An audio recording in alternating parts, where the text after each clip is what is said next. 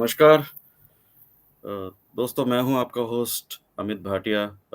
Team news hour की ओर से भारत स्पीक्स में आपका बहुत-बहुत स्वागत है। और मेरे साथ मेरे को-होस्ट जुड़े हैं, मेरे साथी विवेक सिंह जी।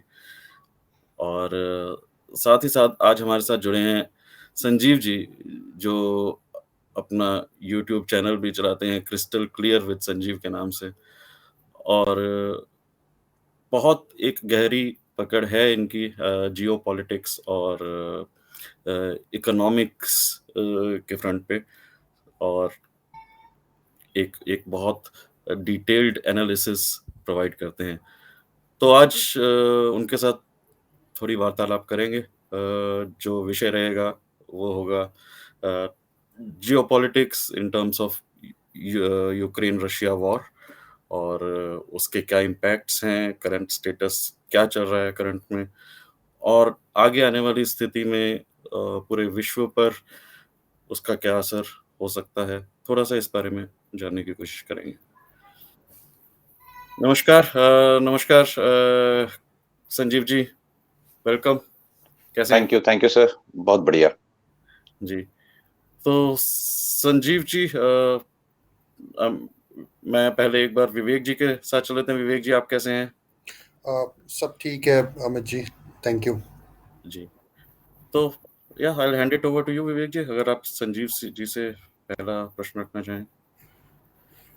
संजीव जी, अभी तो फिलहाल जैसे कि हम देख पा रहे हैं कि यूक्रेन एंड रशिया का कॉन्फ्लिक्ट जो है वो बढ़ता ही जा रहा है। एंड उसमें कंट्रीज जो बाकी कंट्रीज हैं एंड दे आर फंडिंग्स भी कर रही हैं। तो ये समझ नहीं आ रहा है कि इसको हम किस तरीके से देख सकते हैं कि क्या ये यूक्रेन की हेल्प हो रही है कि रशिया के अगेंस्ट जा रहा है। सो आई वांट टू अंडरस्टैंड कि ये हम किस तरह इसको देखें और क्या हो रहा है मतलब। जी विवेक जी, देखें, इसमें कहीं कोई दो राय नहीं है कि अगर हम यूक्रेन के पर्सपेक्टिव से देखें तो इस पर्टिकुलर वॉर में जितने लोग उसे हेल्प करने आ रहे हैं, बेसिकली वो उनकी हेल्प नहीं कर रहे हैं, वो यूक्रेन को वर्ल्ड के मैप से हटाना चाह रहे हैं। इसको हम लोग डिटेल में देखेंगे कि किस तरह से यूक्रेन विखंडित होने वाला है, और वो जो पिक्चर है वो धीरे धीरे और क्लियर होता जा रहा है। तो ये जितने भी, एक तो क्या है कि रशिया का जो पूरा एम है, जो उसने सेकंड फेज अपना मिलिट्री जो उसका मिलिट्री ऑपरेशन का जो सेकंड फेज है, उसको आप देखें, उसने काफी एक्सेलरेट किया है। और ईस्टर्न यूक्रेन लगभग रशियंस के हाथ आने वाला है। जो डोनबास रीजन है, पहले जो उनके दो रिपब्लिक हैं, लुहांस्क और डोनेट्स, वो तो कंप्लीटली उनके अंडर आ चुके हैं।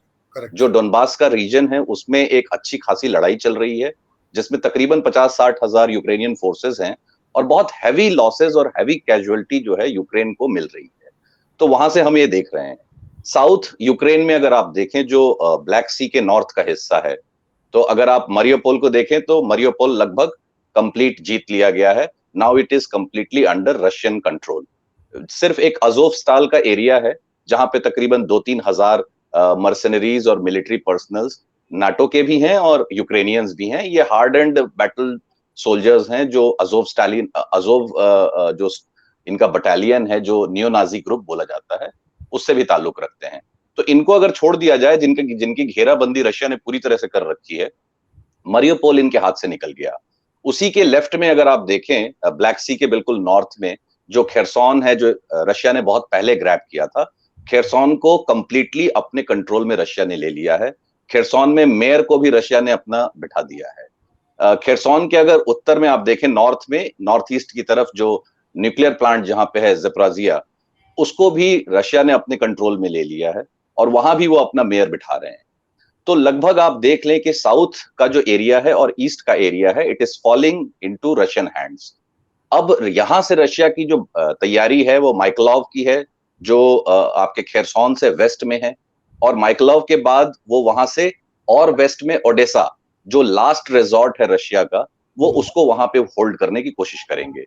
तो इनफैक्ट आप देखें कि ईस्ट और साउथ कंप्लीटली रशियन कमांड और कंट्रोल में आ जाना है, और यूक्रेन सिर्फ एक छोटा सा रीजन रह जाएगा, वेस्टर्न यूक्रेन। उसके बारे में भी जो है अब कुछ नई बातें निकल कर आ रही हैं कि किस तरह से नाटो जो है वो पोलिश सोल्जर्स के माध्यम से वेस्टर्न यूक्रेन में हमला करके उसको अपनी टेरिटरी में मिलाने की कोशिश करेंगे, ताकि इस वॉर को एक नया डायमेंशन दिया जा सके। वो एक नया डेवलपमेंट है, उसके बारे में बाद में चर्चा करेंगे। तो आप ये देख लें कि ये मैप के पर्सपेक्टिव से मैंने आपको सिर्फ बताया कि यूक्रेन वर्ल्ड मैप से किस तरह से गायब हो रहा है। तो संजय जी, एक इसमें एडिशन है इसी क्वेश्चन में, मैं अभी जस्ट बता देता हूँ आपको कि अगर हम ये देखें, जैसे अभी मैंने अभी तत्कालीन अगर लास्ट वीक की बात करूं तो इस वीक की बात करूं तो फंडिंग की बात की गई है बाइडेन की तरफ से, मतलब बाइडेन गवर्नमेंट की तरफ से, कि हम यूक्रेन को सप्लाई और आर्म्स वगैरह सप्लाई की बातचीत चली रही है। मतलब दीज आर, ये न्यूज़ में है, मतलब ये कॉमन तरीके से, मतलब ये चीज़ें हैं और हो भी रही होंगी, आई होप सो। बट कहने का मतलब मेरा ये था तात्पर्य कि जो जो भी इनको सैंक्शन लगाने थे रशिया के ऊपर इसी बहाने, इस यूक्रेन युद्ध के बहाने, कि भाई उनके बिजनेस को दबाया जाए, उनको ठप किया जाए, उनको एक एक एक यू नो एक उसमें बांध के रखा जाए रशिया को, वो सब कुछ हो चुका है। मतलब almost it is done by each and every countries, and Australia हो गया, चाहे यूरोप कंट्रीज हो गए, चाहे आप अमेरिका को ले लीजिए, जो जो मतलब जो चाहते थे वो चीज़ उन्होंने कर चुके हैं। अब इसमें मेरे हिसाब से मुझे ऐसा लग रहा था कि जब तक ये सैंक्शन लग रहे हैं ये लगते जाएंगे, और जिस दिन ये सैंक्शन खत्म हो जाएगा, सिलसिला मतलब जो भी लगाना था, उस दिन ये शायद युद्ध मतलब थम जाए, लेकिन आज भी जारी है। तो ये चीज समझ में नहीं आ रही कि आज भी मतलब वो पोरिंग करने का मतलब क्या हुआ, कि अभी भी फंडिंग देने का मतलब, ये समझ में नहीं आ रहा थोड़ा सा। तो किस तरफ देखिए चाहते हैं? जी विवेक जी, देखें, एक तो पहली सबसे बड़ी बात यह है कि sanctions never work. It works on small countries. It has worked on Venezuela. It has worked on somewhat Cuba. It has worked somewhat on Iran also. लेकिन ईरान ने फिर नेविगेट किया है दूसरे तरीकों से, वो ग्रे मार्केट में ऑपरेट करते हैं। छोटी छोटी कंट्रीज पे, नॉर्थ कोरिया पे, अफगानिस्तान पे सैंक्शन लगा के आप काम चला सकते हैं। जो कंट्री बहुत बड़ी होती है, जो दुनिया की 11वीं सबसे बड़ी इकोनॉमी है, और वो कंट्री जो दुनिया को कमोडिटी देती है, बेसिक कमोडिटी जो आपके इंडस्ट्रियलाइजेशन के लिए जरूरी है, एनर्जी से रिलेटेड कमोडिटीज, नेचुरल गैस और ऑयल, उस पर आप बैन लगाकर, उससे सैंक्शन लगा के आप कभी भी उसको घुटनों पर नहीं ला सकते हैं, क्योंकि उसके मटेरियल का डिमांड आपके यहाँ है। ये तो पहली बात रही। दूसरी बात, क्या सैंक्शन लगाना अमेरिका का ऑब्जेक्टिव था?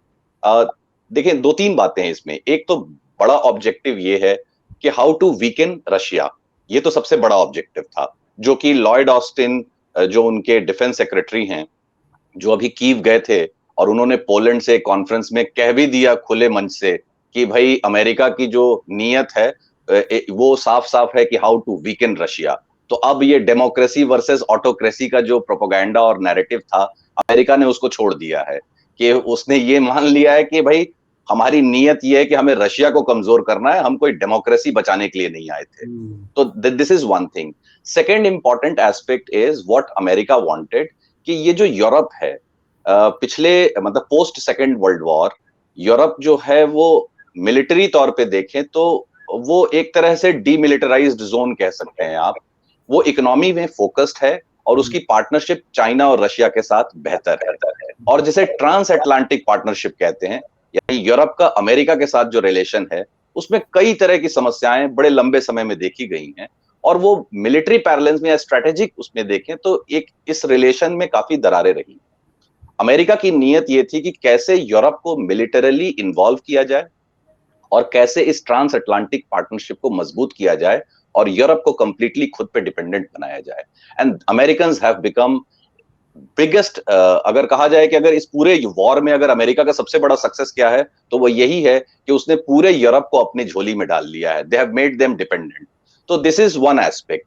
और सैंक्शंस की जहां बात है, तो सैंक्शंस लगाना उनकी नीयत रशिया को वीकन करना जरूर थी, पर उससे ज्यादा ये थी कि रशिया पे जो यूरोपियन डिपेंडेंसी है उसको कम करना है, और उसमें अमेरिका सक्सेसफुल रहा है। रशिया इससे कमजोर नहीं हुआ है। रशिया के रूबल को अगर आप देखें, तो जो प्री वॉर एरा में रशियन रूबल लगभग 78-79 रूबल पर डॉलर ट्रेड कर रहा था, जो कि सैंक्शंस लगाने के बाद ये लगभग 130-135 रूबल्स पे गया। आज की तारीख में रशियन रूबल जो है वो 74 पे आ गया है, 74 रूबल, यानी प्री वॉर एरा से भी ज्यादा स्ट्रेंथन हो गया है। क्योंकि आप देखें कि आप एनर्जी प्राइसेस बढ़ाएंगे, और वो सेक्टर अभी भी उनका खुला हुआ है, वो ट्रेड कर सकते हैं, तो एनर्जी की प्राइसेस बढ़ने से भले ही उनका थोड़ा वॉल्यूम रिड्यूस होगा, लेकिन उनकी आमदनी बढ़ रही है। तो इनफैक्ट इनफैक्ट एक मजेदार बात यह है कि इन्होंने 300 बिलियन डॉलर्स जब्त किए थे रशिया के, ये जो वॉर शुरू हुआ था उसके बाद। लेकिन पिछले 3 महीने के ट्रेड में इन्होंने लगभग 150 बिलियन डॉलर रशिया को एक्स्ट्रा दे दिया है, क्योंकि एनर्जी प्राइसेस आपके रातों रात बढ़ गए। कहां वो 65 और 85 डॉलर पर बैरल ट्रेड हो रहा था, वो अचानक 120 125 हो गया। तो दैट इज ऑल्सो देयर। मैं बात करूं इंडिया की, रशिया कहता है कि रूबल में ट्रांजैक्ट करो, मतलब एक तरीके से, ठीक है। डॉलर में ऑलरेडी चीज़ें हैं, मतलब मार्केट में जो पहले से बना हुआ है एज अ करेंसी वाइज, ठीक है। तो अगर मैं और एक चीज़ और लेके जाऊँ जो ट्रेड वाइज जो हमारे यहाँ इंडिया में चल रहा है, तो I T and other stuffs are link to western. IT का अगर मैं बात करूँ तो थोड़ा लिंक है उससे, और मैं बात करूँ रशिया से जो हमारा लिंक है वो arm supply and military supply and this, मतलब उस चीज़ में ज़्यादा हमारा मतलब है। तो इंडिया के लिए क्या मतलब रहेगा ये प्लेटफॉर्म, और कैसे ये लोग यूज़ करेंगे और कैसे इसको हैंडल करेंगे, मतलब थोड़ा सा, मतलब इसके बारे में बताएं आप थोड़ा सा। देखें, एक तो सबसे इम्पोर्टेंट बात यह है कि बहुत बड़ी बहस चली इस पूरे युद्ध के बाद, जो सैंक्शंस लगे, कि क्या दुनिया दो मॉनेटरी हिस्सों में बंट जाएगी। करेक्ट। तो ये सच्चाई है, बंट जाएगी, पर उसमें समय लगेगा। आप डॉलर के डोमिनेशन को रातों रात खत्म नहीं कर सकते हैं। It will take 10 to 15 years, जहां पे आप देखेंगे कि डॉलर पिछले 20 साल से डॉलर का शेयर घट रहा है। चाहे वो आप दूसरे कंट्रीज के फॉरेन रिजर्व में देखें या ट्रेड में भी देखें, तो डॉलर जो है उसके परसेंटेज नीचे आया है। लेकिन अभी जो इन्होंने काम किया है अमेरिका ने और यूरोप ने, जिस तरह से इसको बोला जाएगा कि इन्होंने चोरी की है और ट्रस्ट को तोड़ा है, जिसके कारण से डॉलर एक्सट्रीम प्रेशर में आया है। और आने वाले समय में धीरे धीरे बहुत सारी कंट्रीज को आप देखेंगे कि वो अपने फॉरेक्स रिजर्व को डाइवर्सिफाई कर रहे हैं। वो डॉलर और यूरो के अलावे कुछ अदर करेंसीज में भी अपने अपने फॉरेक्स रिजर्व को रखेंगे। तो इंडिया के लिए अगर आप देखें तो इंडिया के पास अभी ऑप्शंस लिमिटेड हैं। हमारा मैक्सिमम ट्रेड जो है वो यूरोप और अमेरिका से होता है, वो हमारे सबसे बड़े ट्रेडिंग पार्टनर्स हैं। आप कभी भी यूरोप और अमेरिका को डिनाई नहीं कर सकते हैं, उनको आप नेगेट नहीं कर सकते हैं। तो जो डॉलर डिनोमिनेटेड और यूरो डिनोमिनेटेड ट्रेड है, हम उससे बाहर नहीं जाने वाले। पर जहां तक सवाल रशिया का है, तो रशिया का साथ हमारा रूबल रूपी ट्रेड बहुत पुराना रहा है, कोई आज का नहीं है, वो बहुत पहले से चला आया है। 2004-2005 के बाद शायद हमने उसको बंद कर दिया था। बट इस युद्ध के बाद आप देखें कि फिर एक डिमांड है कि भाई हम रशिया का जो है वो रूबल और अपने आईएनआर में ट्रेड करें। तो देखें, ये इसको भी हमें ना आज के आज नहीं देखना चाहिए, इसको एक लार्जर पिक्चर में देखते हैं। देखिए, रशिया भी कोई ऐसी कंट्री नहीं है जो इलॉजिकल बातें करे। अगर आपकी करेंसी कमजोर है या अगर आप पूरी दुनिया में आइसोलेटेड हैं, तो you can not dictate terms. Russia को भी मालूम है। तो रशिया एक ऑल्टरनेटिव अरेंजमेंट पे वर्क कर रहा है, और वो है इनके जो यूरेशियन इकोनॉमिक कमीशन है, रशिया ने जो क्रिएट किया है, कजाकिस्तान, रशिया, बेलारूस और 2-3 कंट्रीज को जोड़कर। उसमें एक इनके अपने पार्लियामेंटेरियन रहे रशिया के, Sergei ग्लाजियेव is an economist, a scientist, an administrator. So he has been working for so long एक दूसरी तरह की करेंसी को इजाद करना, कि कैसे एक सिंथेटिक करेंसी जो है बनाई जाए जो डॉलर को या यूरो को रिप्लेस कर सके। वो सिंथेटिक करेंसी जो है वो सिर्फ डॉलर की तरह, जैसे डॉलर की जो ट्रेडिंग होती है, जो डॉलर का जो वैल्यूएशन किया जाता है, वो बड़ा ही डिक्टेटोरियल और हेजमनिक है। लेकिन उसमें जो है वो बहुत सारे पार्टिसिपेटिंग कंट्रीज जो आपस में गुड्स और कमोडिटीज का ट्रेड करती हैं, उसके वेटेड एवरेज के हिसाब से उस करेंसी की प्राइसिंग तय की जाए। जैसे आईएमएफ में अभी एसडीआर्स हैं, स्पेशल ड्राइंग राइट्स हैं, उस तरह का कोई मैकेनिज्म क्रिएट किया जाए। और China, Russia, Brazil, India, south Africa, इस तरह के जो थर्ड वर्ल्ड के कंट्रीज हैं, उनको इंक्लूड करके एक नई मॉनेटरी सिस्टम बनाई जाए। तो मैं समझता हूं कि अगर इस तरह का कोई मैक्रो लेवल का कोई प्लान आता है, तो इंडिया के लिए बड़ी दिक्कत होगी कि वो किस तरफ जाए, वो डॉलर डिनोमिनेटेड वर्ल्ड में जाए या एक न्यू ऑल्टरनेटिव जो मॉनेटरी सिस्टम आ रहा है उसकी तरफ देखे। क्योंकि दोनों के अपने प्रॉज एंड कॉन्स हैं, और अभी आगे फ्यूचर में क्या होगा हम नहीं जानते हैं। पर फिलहाल के लिए जो नैरो बैंड है आईएनआर रूबल का, तो ये कोई बहुत बड़ा इशू नहीं है, इंडिया जब चाहे इसको एग्जीक्यूट कर सकता है। हमने पहले भी इस मैकेनिज्म पे काम किया है। ये बैंकिंग और फाइनेंशियल एस्पेक्ट में देखें तो बहुत सिंपल प्रोसीजर है।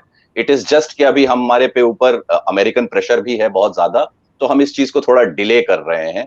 हम भी देख रहे हैं, इंडिया भी देख रहा है कि ये युद्ध किस तरह से जो है वो स्प्रेड आउट होता है, उसका रिजल्ट क्या आता है, who is going to win. तो उस हिसाब से भी जो है इंडियन गवर्नमेंट, क्योंकि देखें गवर्नमेंट्स जितनी भी होती हैं वो बड़ी चालाक भी होती हैं, everyone has their own interest, तो हमें उसी हिसाब से एक्ट भी करना है इसमें। पहले बातें होती थी वर्ल्ड बैंक की, मतलब बातें अभी भी होती है वर्ल्ड बैंक की, which is like this organisations are, you can see कहीं ना कहीं हम कहते हैं कि डोमिनेट बाय अमेरिका, मतलब थोड़ा सा अमेरिका का दबदबा रहता है उन उन उन जैसे ऑर्गेनाइजेशंस का।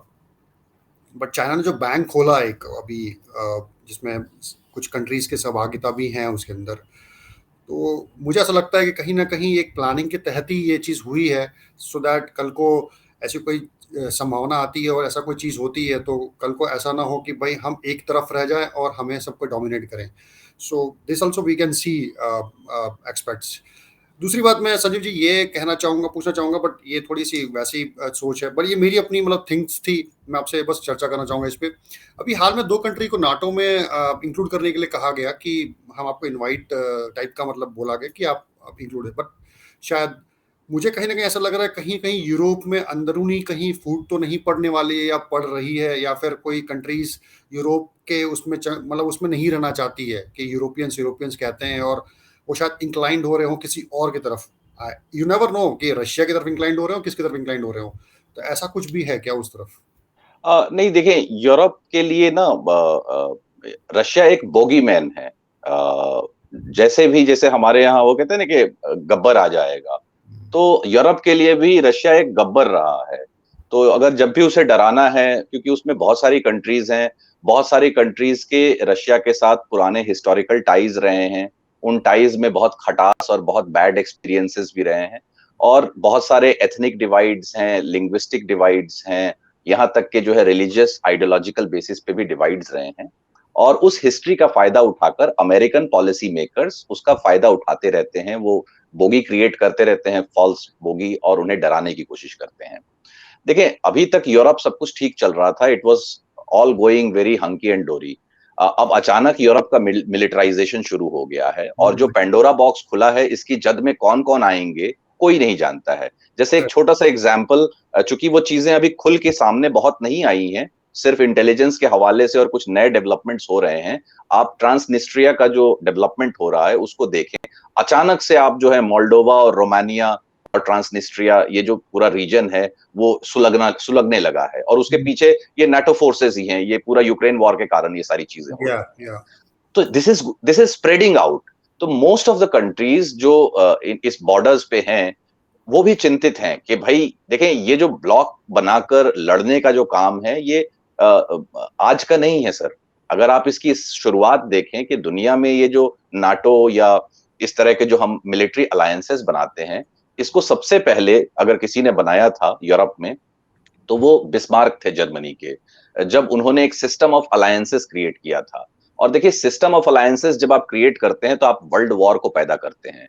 तो बिस्मार्क ने पहली बार ऐसा इजाद किया कि भाई 3 कंट्री 4 कंट्री हम लोग मिल लेते हैं आपस में, ये हमारे अलायंस पार्टनर्स हैं, अगर एक पे भी हमला हुआ तो सारे लोग उस युद्ध में कूदेंगे।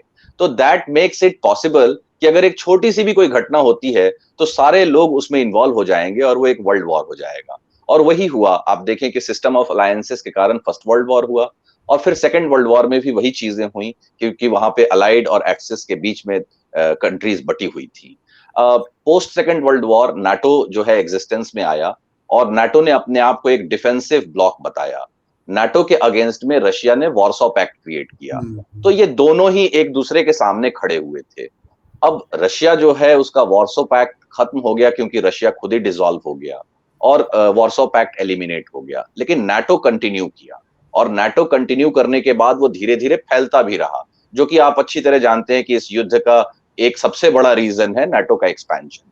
अब कई कंट्रीज को इन लोगों ने नाटो में शामिल कर लिया। कुछ न्यूट्रल कंट्रीज यूरोप में रही हैं जो इन सब चीजों में नहीं फंसना चाहती थी, जो आप एग्जाम्पल फिनलैंड और स्वीडन का दे रहे हैं, जो करेक्ट। लेटली वो ज्वाइन करना चाहते हैं। तो स्थिति ये है यूरोप में कि यूरोपियंस भी देख रहे हैं कि अमेरिका जिस तरफ से आग लगा रहा है, one way or the other it is going to spread out, so it is better to be part of one alliance कि एटलीस्ट हमारी स्थिति यूक्रेन जैसी ना हो। कि आज की स्थिति क्या है यूक्रेन की, कि आपने उसको चढ़ा दिया है चने की झाड़ पर, है पूरी दुनिया में आपने उसको मंच दे दिया ज़ेलेंस्की को, और वाहवाही कर दी, ताली बजवा दिया कि ये बहुत अच्छा लड़ रहे हैं, बहुत अच्छा लड़ रहे हैं, लेकिन उसकी पूरी जनता को आपने निपटा दिया और उसके पूरे देश को आपने खत्म कर दिया। तो ये स्थिति, और आप खुद भी कह रहे हैं कि since Ukraine is not part of NATO, we are unable to fight, we will support you, we will not fight you. तो ये बहाना ना ले सकें, इसलिए कई ऐसे कंट्रीज हैं वो चाहते हैं कि नेटो में शामिल हो जाएं। इसीलिए आप देख रहे होंगे जो नया डेवलपमेंट हुआ है रोमानिया और मोल्डोवा का ट्रांसनिस्ट्रिया के रिलेटेड में, मोल्डोवा को रोमानिया अपने आप में मिलाना चाहता है।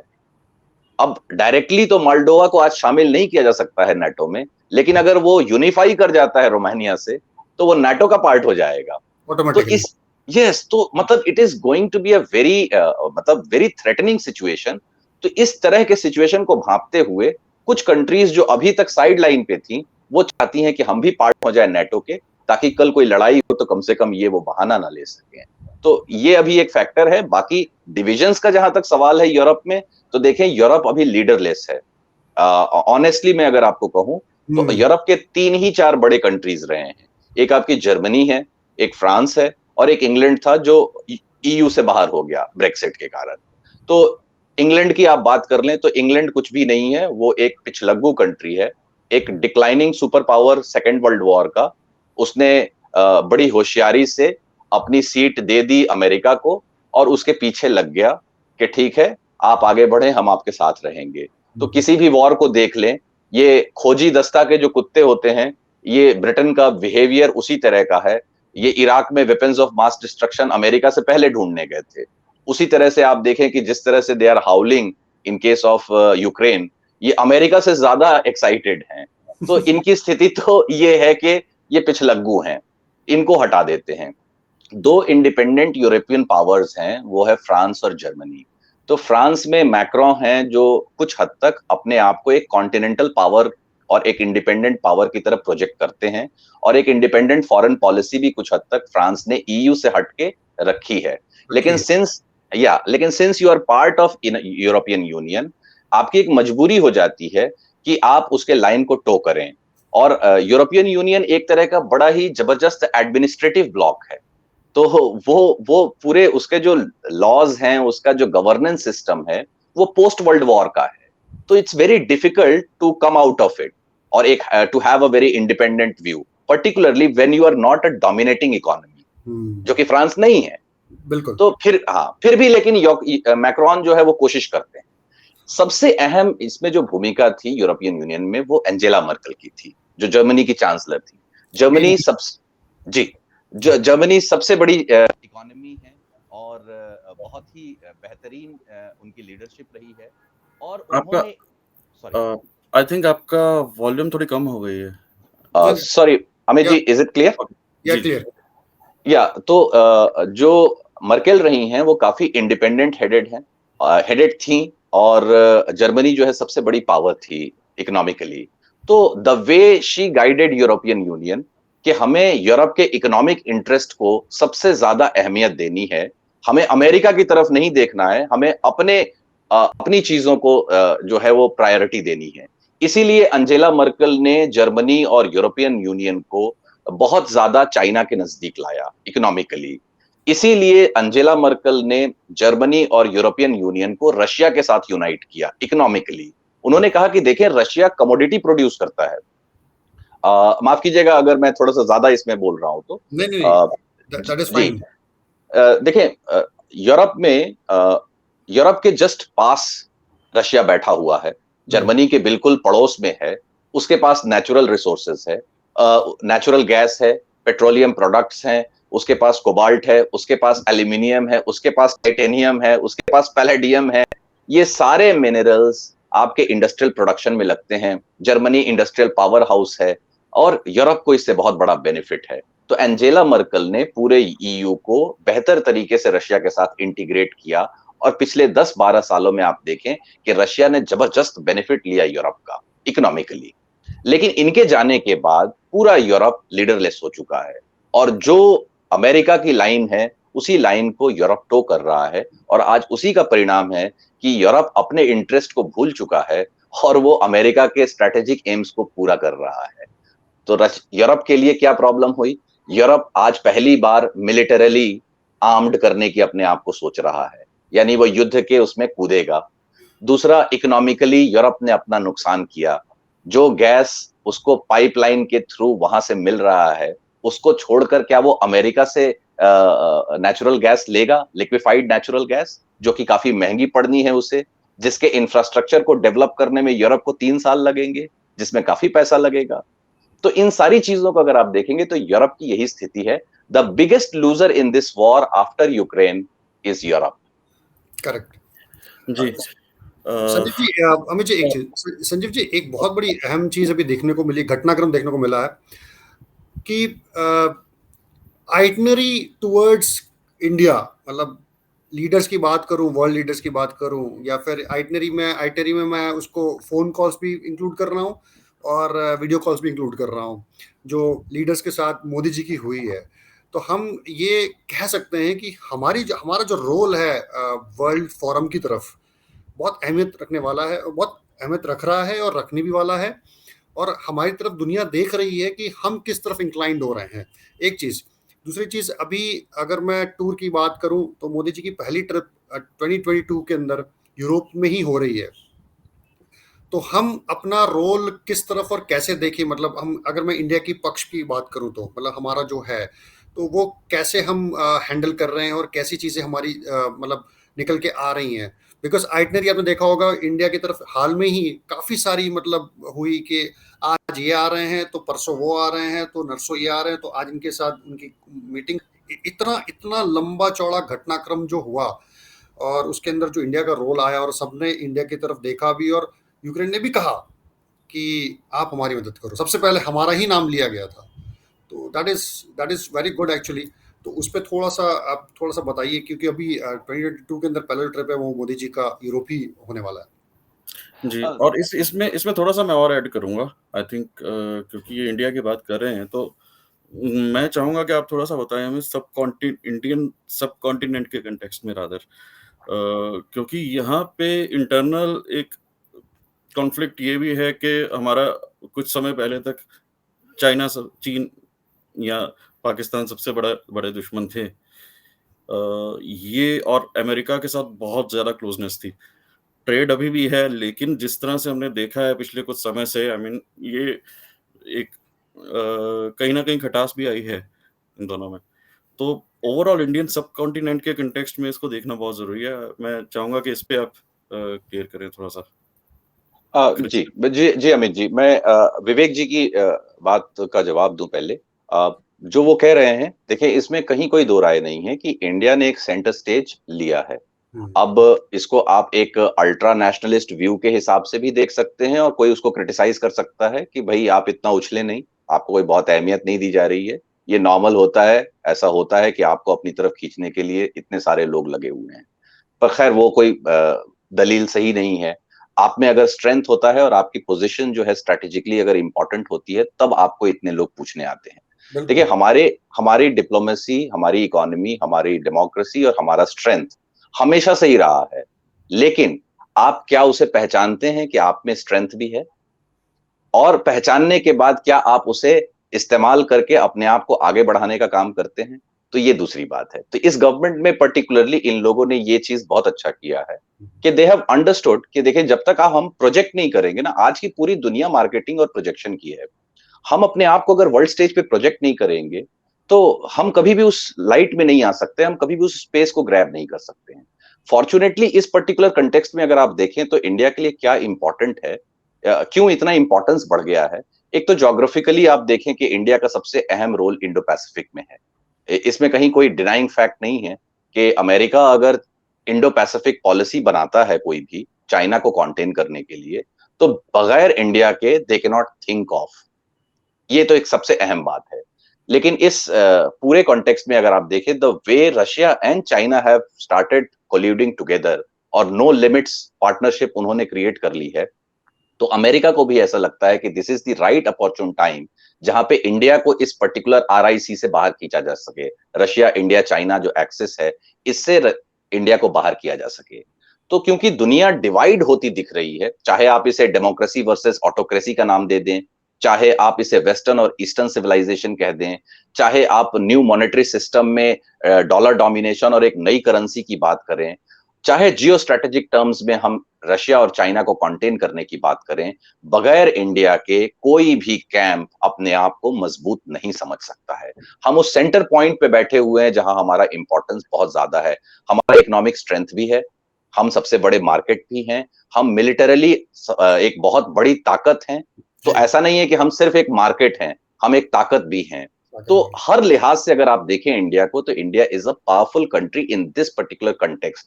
अब आप इसको यूटिलाइज करते हैं कि नहीं करते हैं, तो आप अगर देखें रायसीना जो डायलॉग्स हुए, सिक्योरिटी डायलॉग्स, ये कब शुरू हुए? ये 2015-16 से शुरू हुए। जी क्यों शुरू हुए? भाई ये काम तो हम पहले भी कर सकते थे, कोई बड़ी चीज नहीं है इसे करना। कोई डायलॉग कंडक्ट करना, इट्स अ ब्रेनस्टॉर्मिंग सेशन, कोई गवर्नमेंट कर सकती है, किसी भी काल में हम कर सकते थे, दुनिया भर से लोग आ सकते थे। लेकिन हमारी सोच, राइट, या थिंक टैंक जो ओआरएफ अभी कंडक्ट कर रहा है, लेकिन हमारी सोच पहले थी ही नहीं कि हम फॉरवर्ड फुट पे जाके आगे खेलें। This is the first time where our policy makers, government is trying to play on front foot. तो उस तरह से हम अपने आप को प्रोजेक्ट कर रहे हैं और बड़ी मुस्तैदी से हम अपने आप को बैलेंस भी कर रहे हैं। रशिया और अमेरिका में आप देखिए, इस गवर्नमेंट ने बहुत जबरदस्त बैलेंसिंग की है। कहीं कहीं कमियां रहती हैं, कहीं कहीं गलतियां भी होती हैं, सिचुएशन बहुत क्रिटिकल है।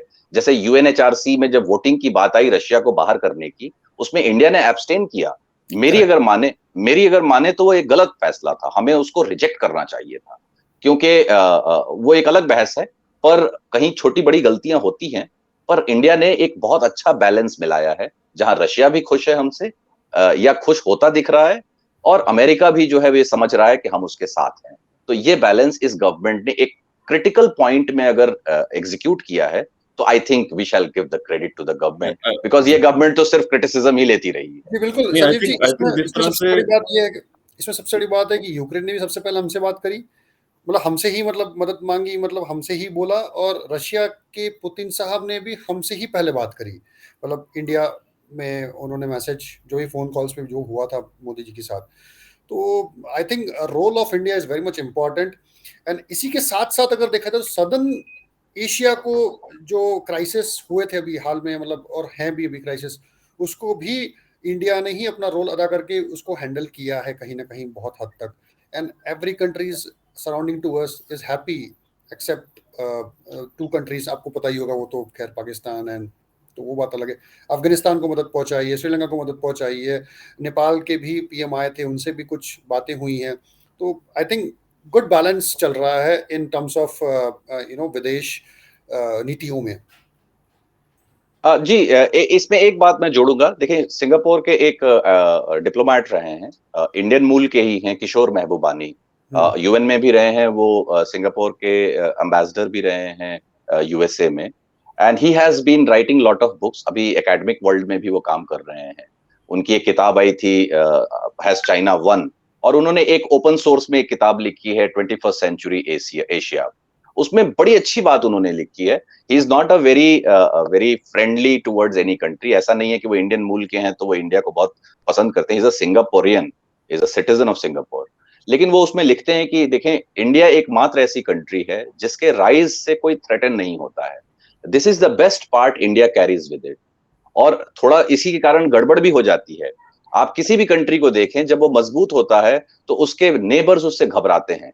अब इसमें पाकिस्तान के कंटेक्स्ट को छोड़ दीजिए, वो तो ऐसा नेबर है कि वो घबराएगा ही हर समय। लेकिन इंडिया के राइज से आप देखें ना, कभी श्रीलंका थ्रेटेंड हुआ, न भूटान, न बांग्लादेश, न नेपाल कभी थ्रेटेंड नहीं होते, क्योंकि हम बहुत ही बिनाइन सुपर पावर है।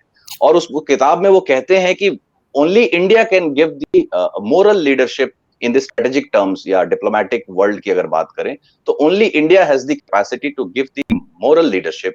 शायद इसीलिए भी इस कंटेक्स्ट में हम लोग जोड़ सकते हैं, हालांकि ये रेलेवेंट नहीं होगा कि भाई जेलेंस्की भी आपके पास आ रहा है, पुतिन भी आपके पास आ रहे हैं और बाइडन भी आपके पास आ रहे हैं। तो this is the strength we carry. अब इसको किस तरह से हम आगे लेके जाते हैं, एग्जीक्यूट करते हैं, that all depends upon our policy makers. जी। मतलब आपने पूरा बहुत अच्छे से कवर किया उसमें। हमारे साथ डॉक्टर बोस भी जुड़े हैं, डॉक्टर भारत बोस, तो थोड़ा सा हम उनका व्यू भी लेंगे। डॉक्टर बोस कैसे हैं सर? नमस्ते।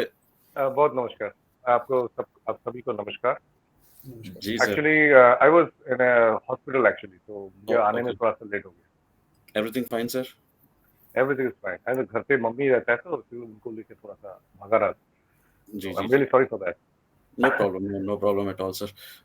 संजीव जी हमें मतलब काफी अच्छा अभी तक उन्होंने एक नरेशन दिया है जियोपॉलिटिक्स पे, अभी तक किस तरह से चल रहा है ये वॉर, किस तरह से आगे आशंका है जाने की।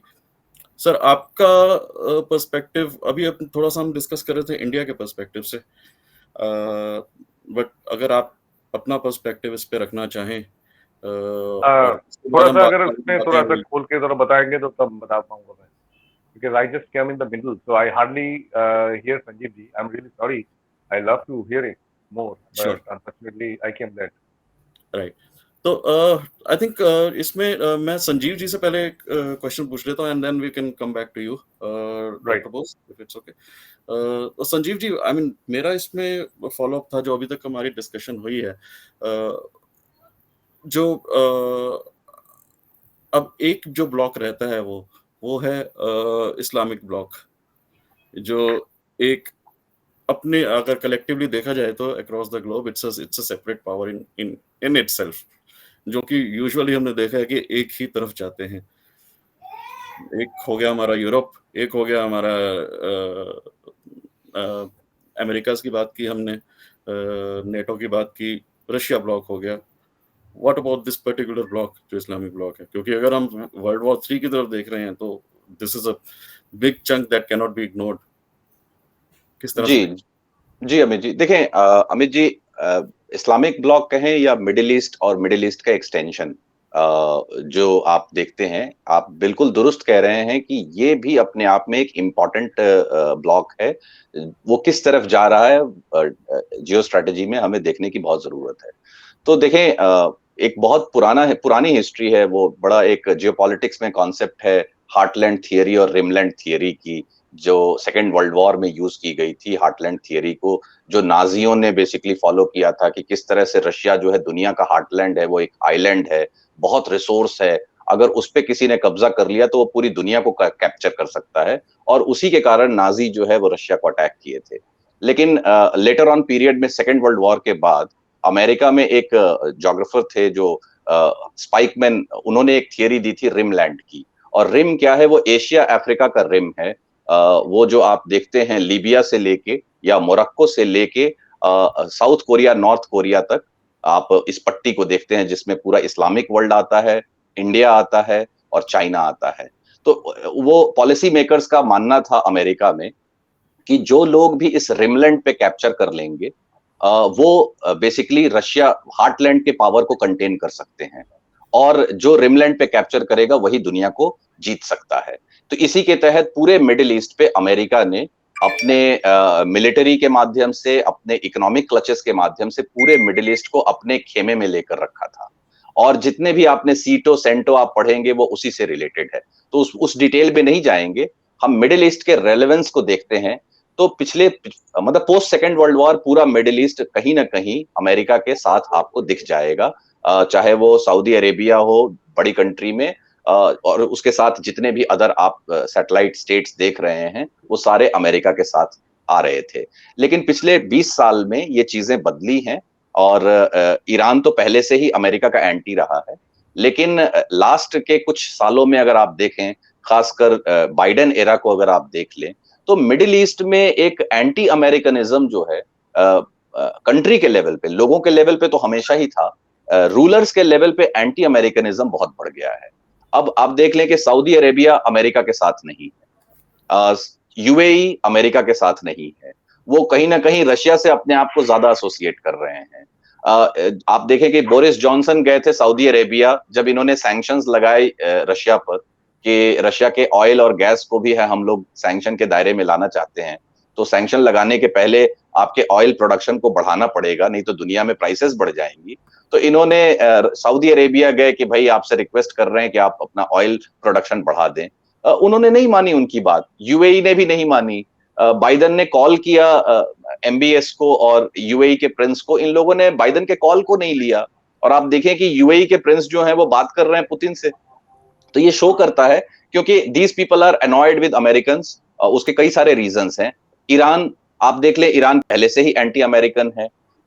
टर्की जो है उसका पूरा एम्बिवेलेंट एटीट्यूड आप देख सकते हैं, being part of the NATO it is still showing neutrality.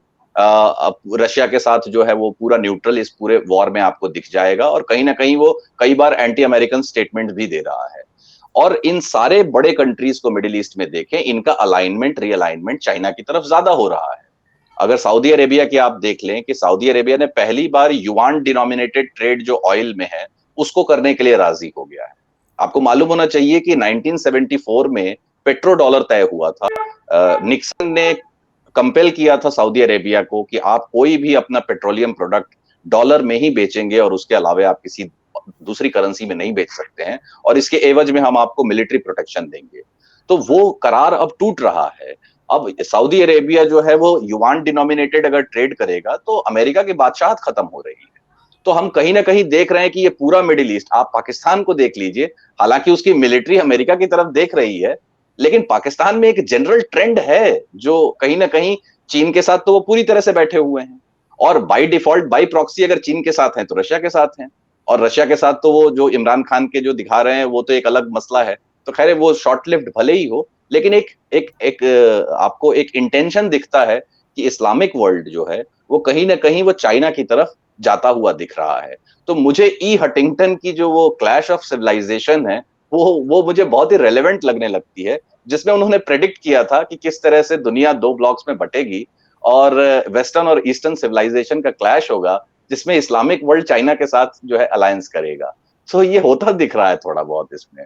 That can be a big irony in itself. Yes Yes. So, जी. Let's डॉक्टर भरत, अगर आप अब आना चाहेंगे इस पे, from your perspective how do you see things going? देखिए, ये वेरी गुड ऑब्जर्वेशन है from Sanjeev ji that US के साथ अभी सऊदी अरेबिया और ये जो कंट्रीज थे सऊदी के साथ, they are not they're just trying to disassociate themselves from the Americans. The reason is ये काफी important point है during the time of this inter conflict. आपका एक इंटरव्यू हुआ था, शो हुआ था, उसमें मैं बताया था GECS gas exporting countries forum, उसमें कतार का जो एमीर है he was leading that team and that very day attack start होता है। तो उन्होंने जो बाइडेन को ना कर दिया था ऑफिशियली कि no we can not take your call, क्योंकि देखिए यहाँ पर एक पहले इनिशिएशन जो थे, इसमें एक पहला प्रोग्राम ये था, ये चीन का प्लानिंग था कि अगर यहाँ पर हादसा होता है और ये चीज हो जाता है तो I can do one thing, I can earn Russian gas काफी at a very economical price. Okay, they can earn the Russian gas at a very economical price, और चीन दूसरे कंट्रीज से ना लेके रशिया से लेगा। देखिए, आपको दो चीज समझना पड़ेगा, एक है कि द अवेलेबिलिटी, दूसरी है कि कॉस्ट ऑफ एक्सपेंस। तो चीन का cost of expense from Russia और चीन का cost of expense from European country और any other country, even from the Arabian block, middle eastern block, उस पर काफी ज्यादा होगा। बट रशिया से बहुत ही नजदीक होगा, क्योंकि रशिया के गैस अगर चीन ले लेता है तो it is very economical for China, क्योंकि चीन तो ऑलरेडी अफगानिस्तान तक आ चुका है। तो it is very easy for China to at a very low cost they can get it. तो ये चीन के लिए बहुत बड़ा बेनिफिट है।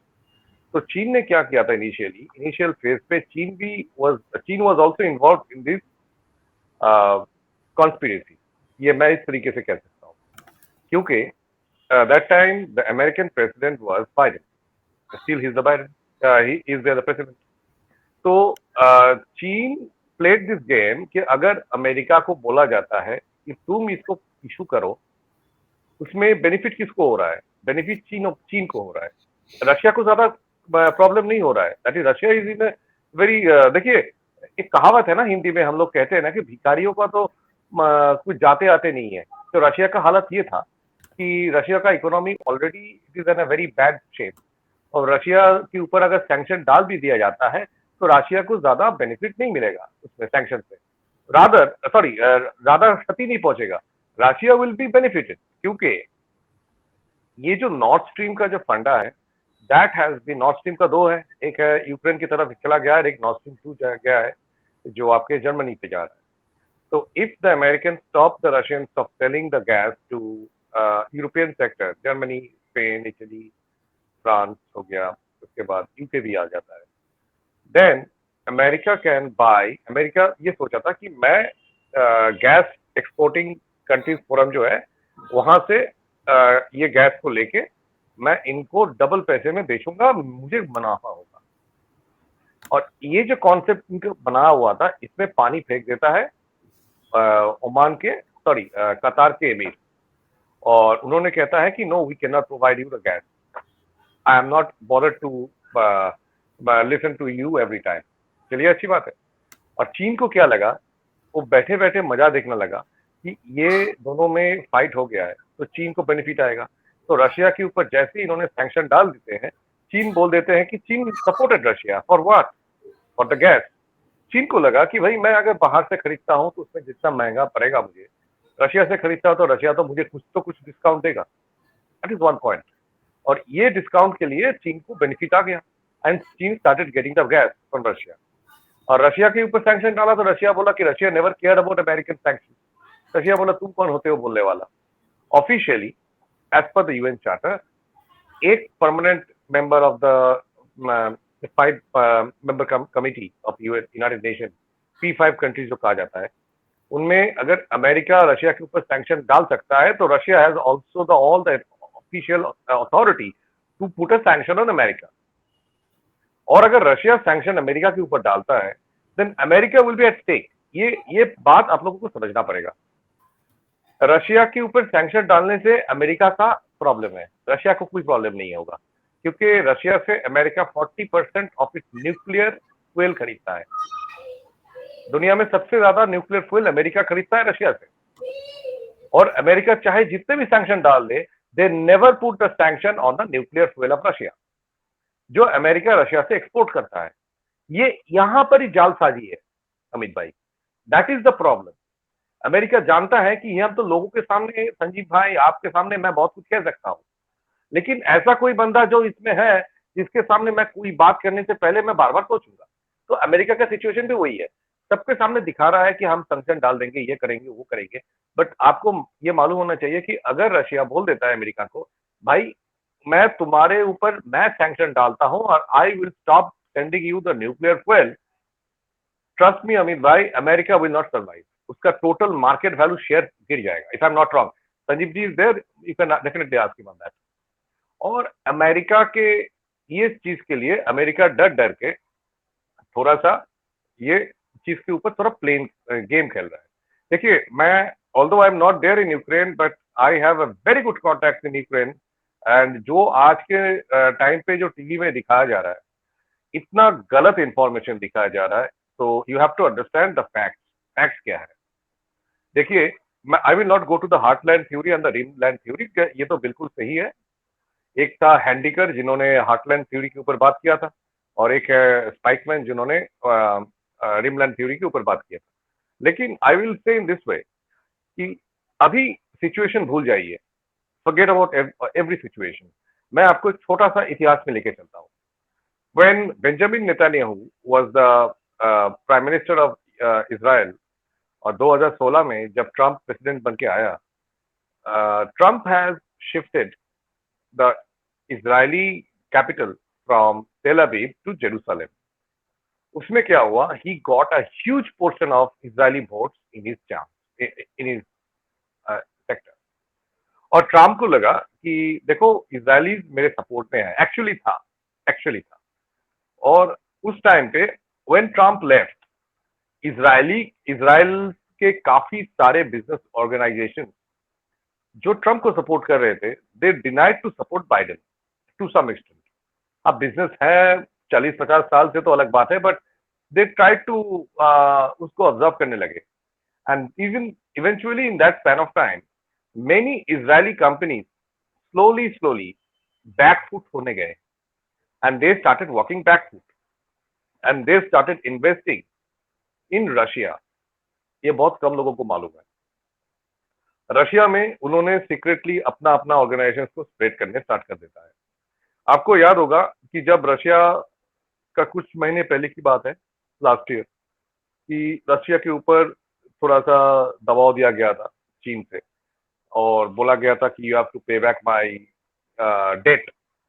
तो उस टाइम पे इंडिया ने और इजराइल ने, हमारे जो फॉरेन मिनिस्ट्री के लोग हैं और इजरायली फॉरेन मिनिस्ट्री के लोग, they met secretly in Moscow and they had a discussion with the Russians.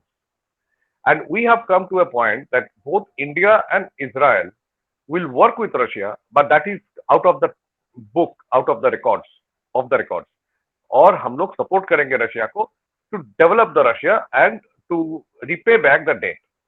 इसका कारण क्या है? इसका कारण ये है कि 2014 में रशिया ने अपने व्लादिवोस्टोक में सबसे बड़ा जो उसका जो एरिया है वहां पर ग्रीन फ्यूल के ऊपर एक रिसर्च का फैसिलिटी तैयार करता है।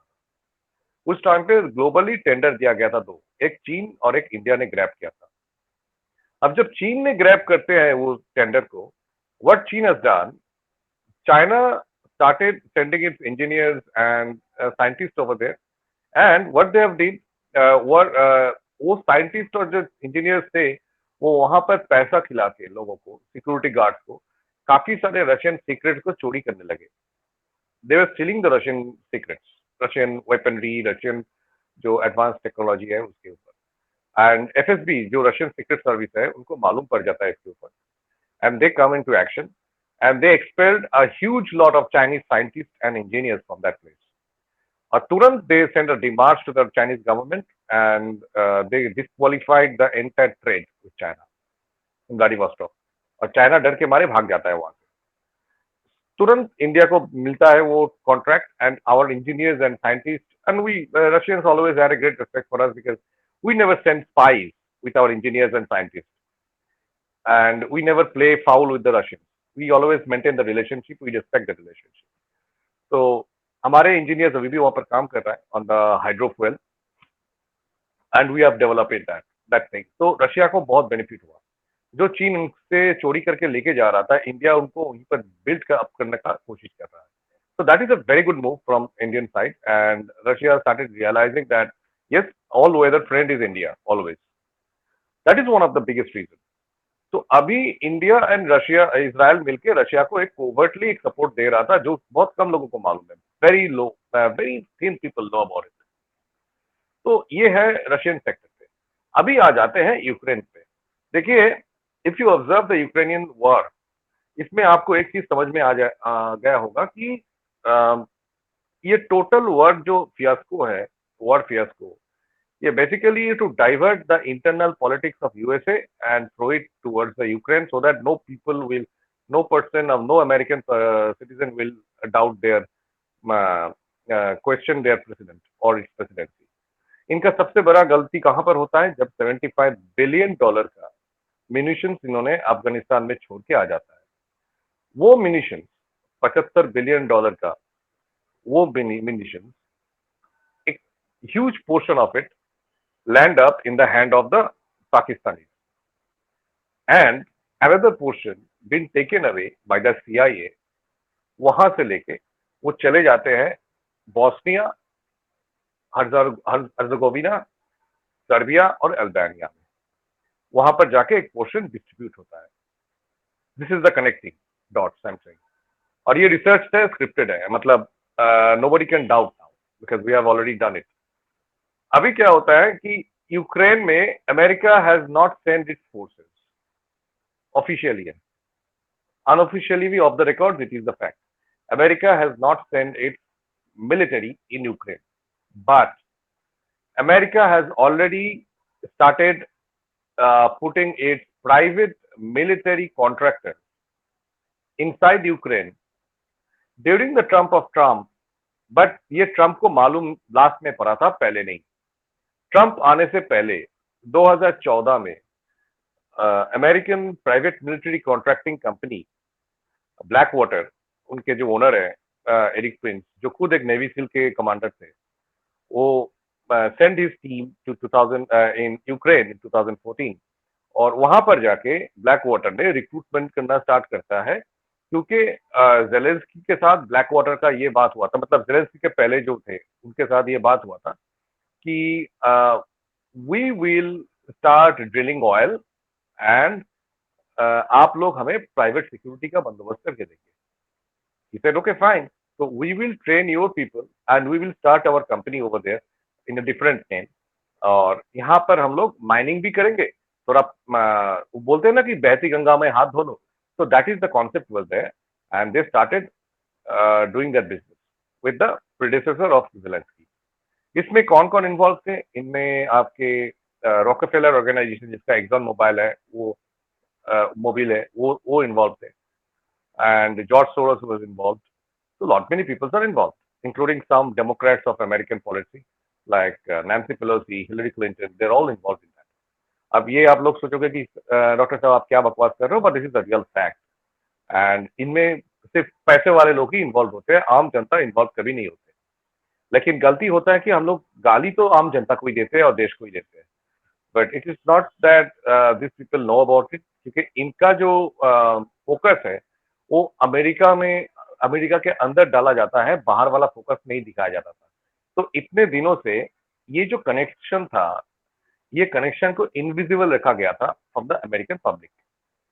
ये यूएस यूक्रेन का जो कनेक्शन था, एक्चुअली यूक्रेन वॉर जब 2014 में रशिया ने क्रीमिया ले लेता है, that time to counter Russia, ये अमेरिकन पॉलिसी मेकर्स जो उस टाइम पे आपके ओबामा एडमिनिस्ट्रेशन में थे, उन्होंने इसको डाल देता है यहाँ पर टू काउंटर रशिया. और इसके लिए ये ब्लैक वाटर नाम के जो प्राइवेट मिलिट्री कॉन्ट्रैक्टर थे, ये यूक्रेन में जाके यूक्रेनी सोल्जर्स को ट्रेन करते हैं. और वहां पर जो एज़ोव बटालियन है, जो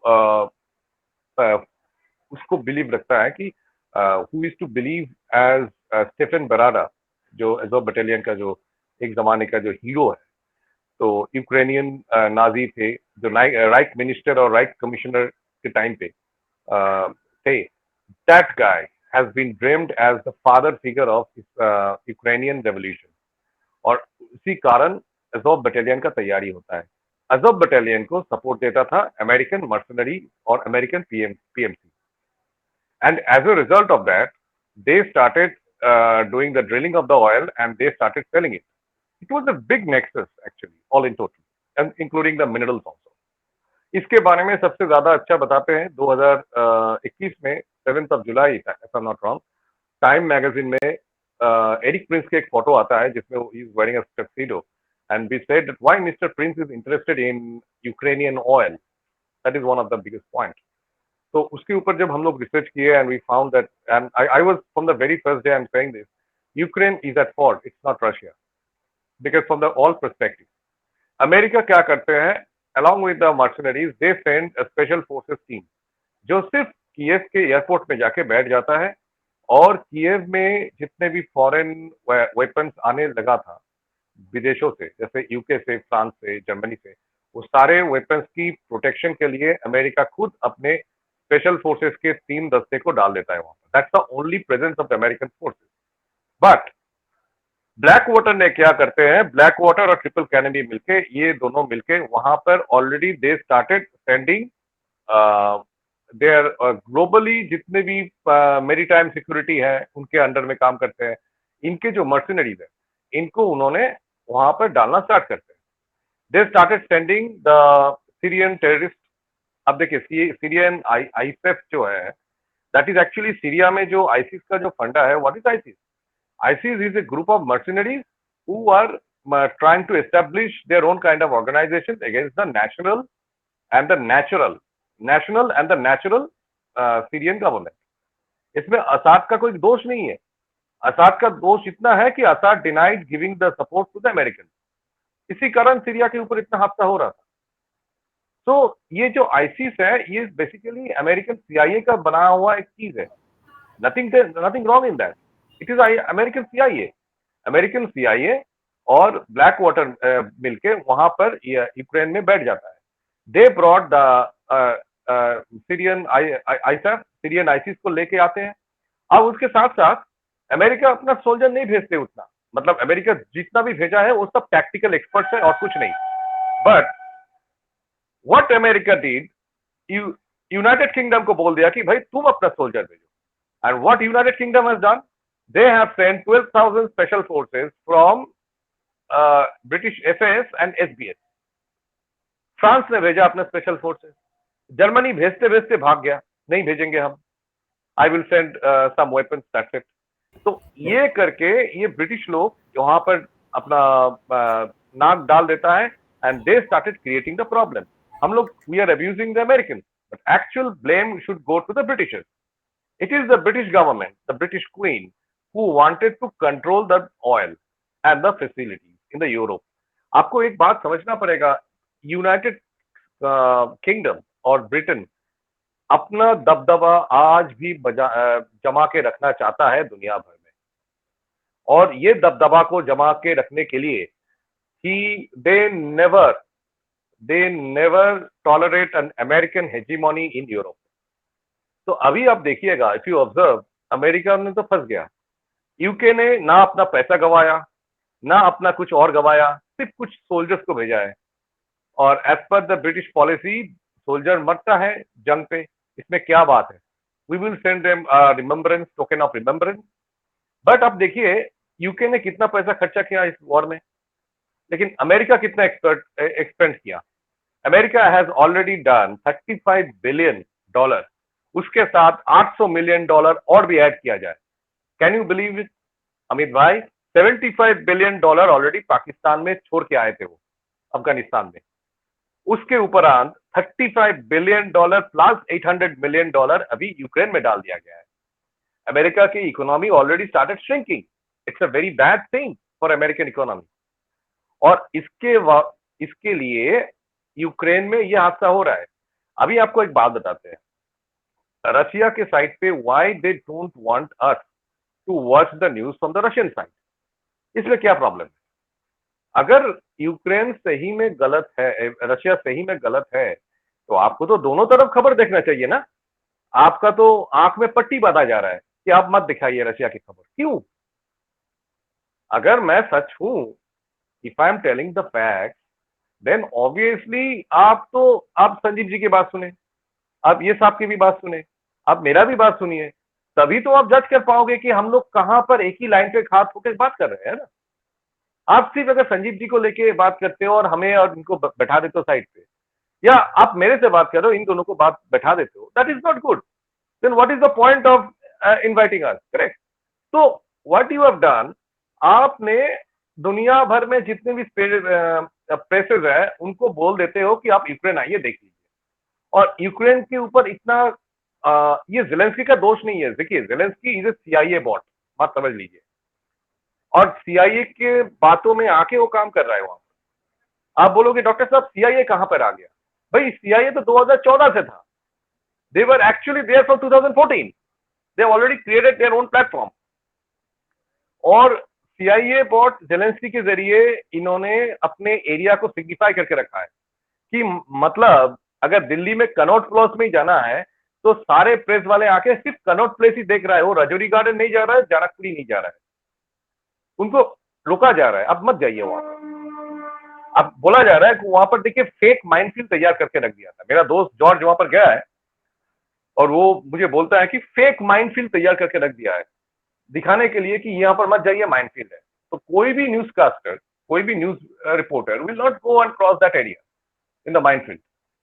वो ऐसे करके they been diverted from the main topic.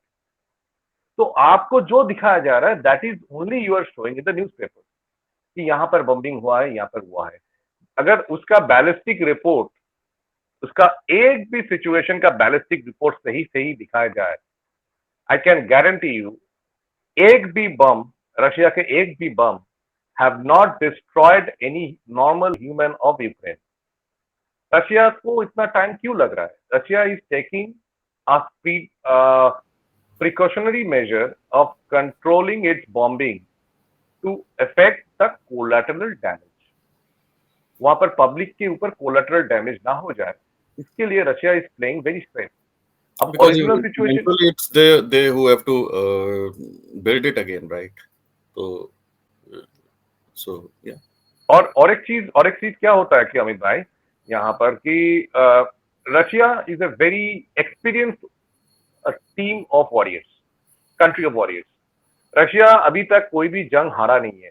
Afghanistan actually it was not a defeated game of Russia. उनको दिखाया गया था कि रशिया हार गया है क्योंकि sudden involvement of the American. अगर आप अमेरिकन को पूछते हो कि how many war they have won across the world, एक भी जंग नहीं। And I personally asked them this question. I said how many war you have won after second world war? वो कहा है no, we have not won a single war. तो आप समझ सकते हो कि किसका लॉस है उसमें, रशिया का नहीं है। Russia know that area, Russia know that situation.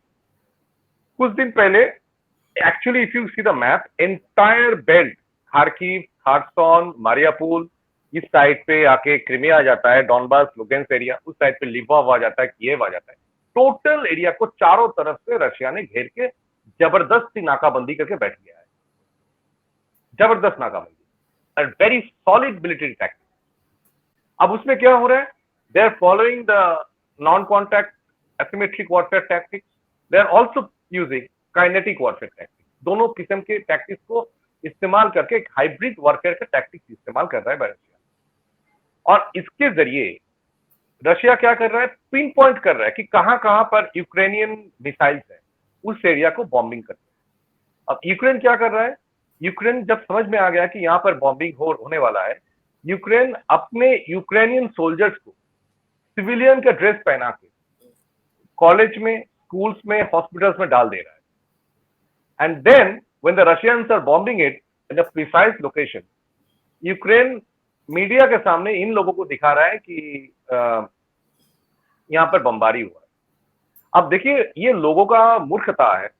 जब कोई मीडिया वाले 2-3 यूक्रेनियन को पकड़ के फोन कैमरे में बात कर रहे हैं, आपको देखना चाहिए कि उनके बॉडी मूवमेंट, पीछे जो आदमी लोग खड़े हैं, उनका जो सिविलियन कपड़ा पहन के घूम रहा है, उनका हेयर कटिंग, उनका मूवमेंट, उनके जूता, ये कोई नहीं देखता है।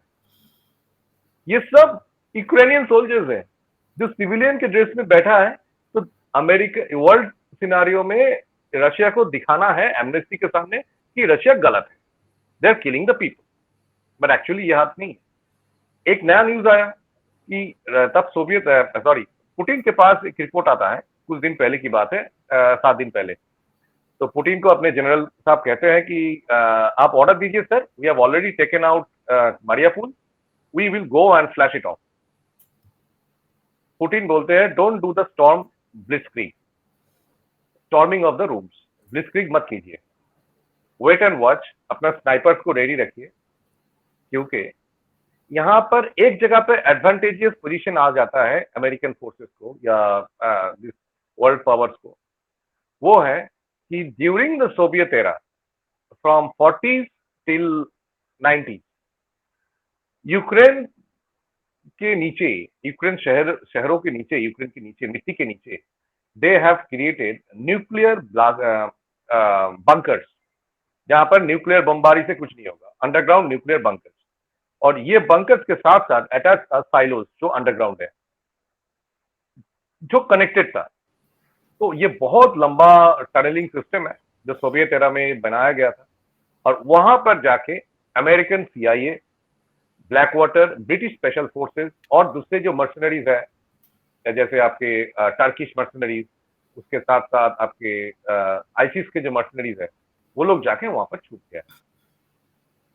अभी क्या हुआ है, अब इनको दिखाने के लिए कि no foreign military is there, अब सब ने इजॉफ बटालियन का यूनिफॉर्म पहन लिया है। दिस इज द ट्विस्ट, यहीं पर ट्विस्ट है जी। तो आई थिंक ओवरऑल अगर इसको देखें, जैसा कि हमने अभी तक संजीव जी से भी बात की, अनफॉर्चुनेटली उसको उनको और विवेक जी को जाना पड़ गया बिकॉज काफी देर से कंटिन्यू कर रहे हैं, बट अगर ओवरऑल इसको सम अप हम करें तो वो कुछ इस तरह से होगा कि we still have a long way to go before this war closes. Blocks बन रहे हैं अलग अलग, जितना हमें समझ में आया है they are taking shape. India is being, India के पर्सपेक्टिव से देखें तो it's being kind of everyone needs it, India, and of course I mean India needs, definitely needs most of the players as well.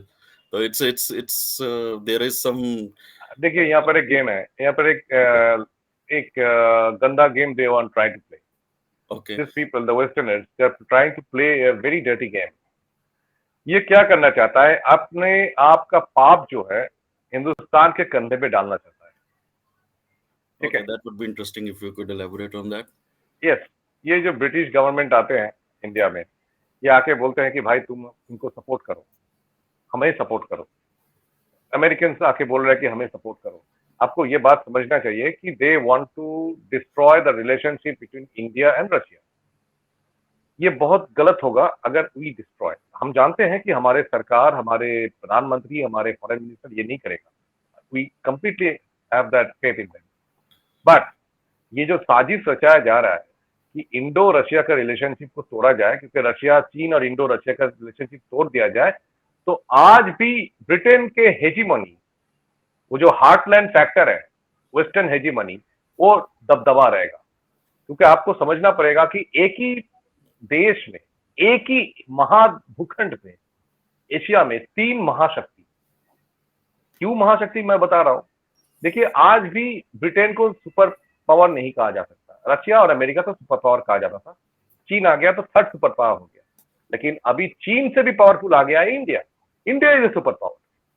तो एक ही महाखंड में, Asian महाखंड में 3 super power, इससे क्या होता है, ऑल द एशियन कंपनीज, जितने भी कंट्रीज है, छोटे छोटे कंट्रीज है, तो अब आते हैं आपको ऑयल ब्लॉक पे, ईरान, सीरिया, ये सब रशिया को क्यों सपोर्ट करता है? Why they support Russia? The reason is they support Russia for one reason. They say that Russia कभी हमें कोई खराब काम नहीं करवाया हमसे। They always gave us the military facilities, they always gave us the missiles, they always gave us the facilities, and we gave them money. आप सोच सकते हो सीरिया के कितने पैसा रशिया को दिया गया है? रशिया, देखिए रशिया का इकोनॉमी बड़ा नहीं है, लेकिन रशिया के लोग बिना खाना के मरा भी नहीं, बेसिकली। एब्सोल्युटली। ठीक है, तो सीरिया के साथ बहुत अच्छा दोस्ती है रशिया का, इजिप्ट के साथ बहुत अच्छा दोस्ती है, हिंदुस्तान के साथ तो बेहतरीन दोस्ती है, चीन के साथ भी दोस्ती है। See that thread, Russia in the West, Syria middle पे भारत आता है, ईस्ट में चीन चला जाता है, और एक साइड पे इजिप्ट आता है। तो that is the table formation. Right. So and then we spoke about the Islamic bloc. What it seems is that is turning up pretty much as a bloc. Islamic bloc, as a by bloc Islamic used by different these blocks for their benefit. कि कहाँ उसको चाहे तोड़ के हो, चाहे उसके pieces हो, but in fragments everyone wants to use it in some way or the other, चाहे वो mercenaries के रूप में हो, नहीं, इस्लामिक ब्लॉक को खत्म किया था by Obama administration. Gaddafi, colonel Gaddafi, Libya, जिसको कहा जाता था कि लिबिया के जो राष्ट्र नायक थे कर्नल मुअम्मर गद्दाफी, वो बहुत ही एक क्या बोले, लिबरल माइंडेड आदमी थे। हो सकता है वो आदमी खराब थे, मैं ये नहीं कह रहा हूँ कि आदमी बहुत भगवान जैसा है। He might be bad for others, but he might be good for his own country.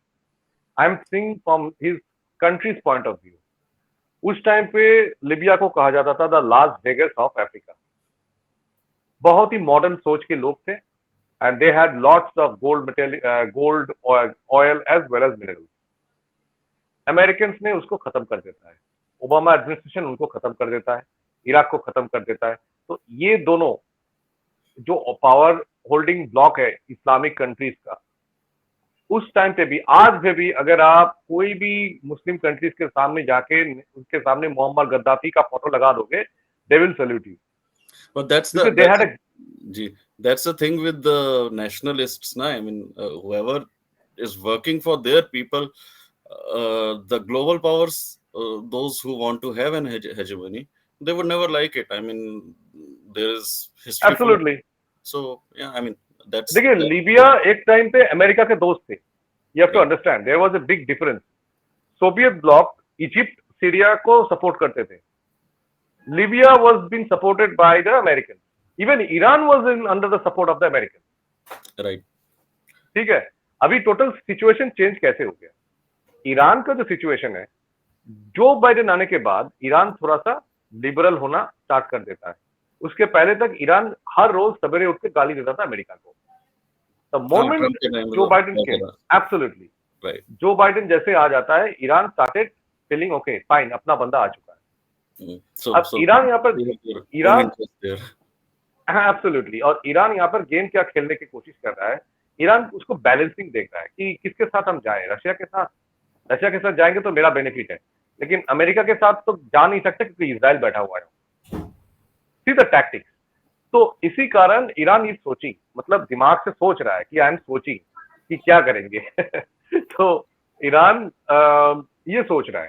अभी देखिए टोटल ऑयल ब्लॉक जो है ओपेक और जीईसीएफ, इनके जो टोटल ब्लॉक है, they are having high hopes on Russia, क्योंकि जिस तरीके से रशिया बहुत ही बारीकी से यूक्रेन को जीत रहा है। In fact we have another 7-8 days to stop that war. उसके बाद Russia will go for the rubbling out the entire Ukraine, और उसी कारण यूके से आवाज उठ रहा है न्यूक्लियर वॉर करने वाला है Russia, nuclear war. Russia will not do that mistake, क्योंकि देखिए आपके पास अगर न्यूक्लियर बम है तो मेरे पास भी है।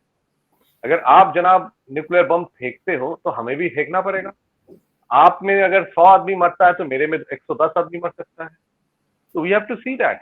तो a proper synchronized government will never do that mistake.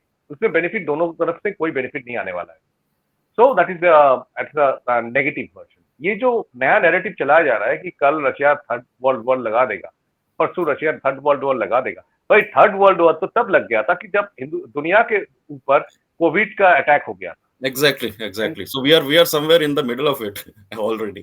Actually, in a war, in this kind of war, the last option is nuclear war. Yeah. First option is biological warfare, then comes the chemical warfare, then comes the electronic warfare, and fourth comes the nuclear warfare. ये pattern है एक warfare tactic। And then there is the economic warfare as well. So yeah. Economic, electronic, psychological सब आते हैं एक साथ। Right. So that is a huge pattern of warfare. Yeah, yeah. और अभी आपका लास्ट क्वेश्चन जो है ऑन द ऑयल फैक्टर, देखिए total Saudi Arabia and other countries they are in secretly supporting the Russian. और आपको सुनने में अच्छा लगेगा कि सीरिया ने रशिया को बोल दिया कि मैं तुम्हारे लिए मार्केटिंग करूंगा, और Assad personally went to the Arabian country. Assad को काफी इज्जत देता है वो लोग। असाद ने Saudi Arabian countries and other countries he has spoken to them, एंड वहां पर सीरिया में भी काफी सारे शिया मेजोरिटी है, तो they have went to Iran also and they made it confirm that अभी जो टोटल ऑयल ब्लॉक है दे विल सपोर्ट रशिया। और इंडिया को तो सपोर्ट ऐसे ही करेगा, क्योंकि इंडिया के साथ तो इनका कोई दुश्मनी नहीं है। India never had any enmity with any Middle Eastern country. India के साथ जितना इजिप्ट का भी दोस्ती है उतना इजराइल के साथ भी दोस्ती है। इंडिया के साथ जितना पैलेस्टाइन का दोस्ती है उतना ईरान का भी दोस्ती है। तो इंडिया तो इसमें तो विश्व गुरु है ऑलरेडी। तो इंडिया विश्व गुरु बन चुका है इन टर्म्स ऑफ डिप्लोमेसी। हमारे जैसा डिप्लोमेसी दुनिया में कोई नहीं कर सकता, क्योंकि we are the ancient race of diplomats. Make it very clear. आपके ये वीडियो के जरिए मैं समझाना चाहता हूँ दुनिया भर के लोगों को और देश के सारे लोगों को, India is a master in the craft of diplomacy. We are the best in diplomacy throughout the world. हमसे अच्छा डिप्लोमेट ना कभी हुआ है ना कभी हो सकता है। एंड दैट इज वाई आज भी अमेरिकन प्रेसिडेंट से स्टार्ट करके ब्रिटिश क्वीन से स्टार्ट करके सब हमको मानता है, एक ही कारण कि अगर इसमें कोई चेंज कर सकता है तो वो एक ही आदमी है, Modi. Why? Because we have given the created the need. आप समझ सकते हो $20 बिलियन का प्रोजेक्ट स्टार्ट होने वाला है semiconductor. Why America rushing for this kind of project inside India? क्योंकि अमेरिका को लग गया है कि अगर इंडिया रशिया को सपोर्ट कर देता है, और चीन तो ऑलरेडी सपोर्ट में है, तो इनका टोटल जो मार्केटिंग हेजिमोनी है in the Asian country, it will go for a waste. तो अभी अभी अमेरिका क्यों इतना भाग दौड़ी कर रहा है कि सेमीकंडक्टर? जी, अनफॉर्चुनेटली डॉक्टर भारत बोस का पावर इश्यू हो गया और डिस्कनेक्ट हो गए वो। शायद अभी नहीं जॉइन कर पाएँगे। तो यहाँ पे हम कंक्लूड करते हैं, लेकिन उनको फिर से लेके आएँगे। एक बहुत अच्छा डिस्कशन रहा पहले संजीव जी के साथ, और उसके बाद जब डॉक्टर बोस आए तो उन्होंने कुछ और पर्सपेक्टिव दिए इस सिचुएशन के। आप सबका हमारे साथ जुड़ने के लिए बहुत-बहुत आभार, और ज़्यादा से ज़्यादा संख्या में हमें हमारे इस वीडियो को लाइक कीजिए, सब्सक्राइब कीजिए हमारा चैनल टीम न्यूज़ आवर को, और बने रहिए। आपके लिए और भी बहुत अच्छा-अच्छा कंटेंट लेके आएँगे आगे जैसे-जैसे बढ़ते हैं। धन्यवाद।